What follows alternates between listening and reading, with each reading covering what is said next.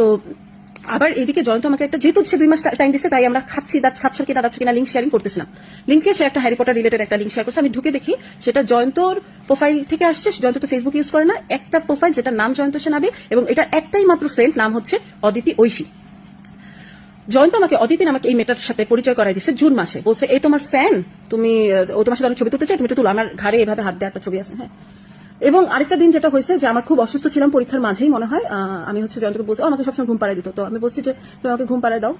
তো ও ঘুম পাড়ানোর নাম করে চ্যাট করতেছিল, হ্যাঁ। এবং আমি দেখতেছিলাম যে অদিতির সাথে চ্যাট করছে, আমি পড়তেছিলাম না। আমরা কখনোই কেউ কারো ফোন কখনো শেয়ার করি নাই, চ্যাট জীবনও দেখি নাই, 10 বছর কখনো না। আমার অবশ্য ব্যাংকের পাসওয়ার্ড দুনিয়ার মানুষ জানে।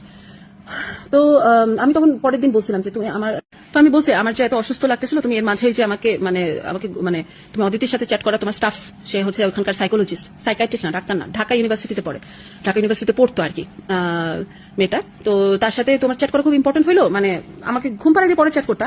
তো সে বলতেছে না, বাচ্চা কাচ্চা মানুষ, সুইসাইডাল টেন্ডেন্সি আছে, তাই কাউন্সিলিং করতেছে। আচ্ছা ঠিক আছে, কিন্তু মানে প্রায়োরিটিটা আমি একটু ডিসার্ভ করতেছিলাম। তো সে বলছে সরি, আসলে ভুল হয়ে গেছে, পরের বার খেয়াল রাখবে। এরকম কোনো ঝগড়া আমাদের জীবনও হয়নি।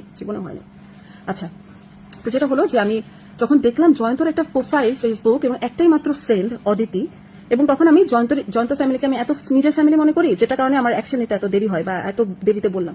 তো আমি প্রথমেই জানাইছি হচ্ছে দিদিকে, দিদি জানো তোমাদের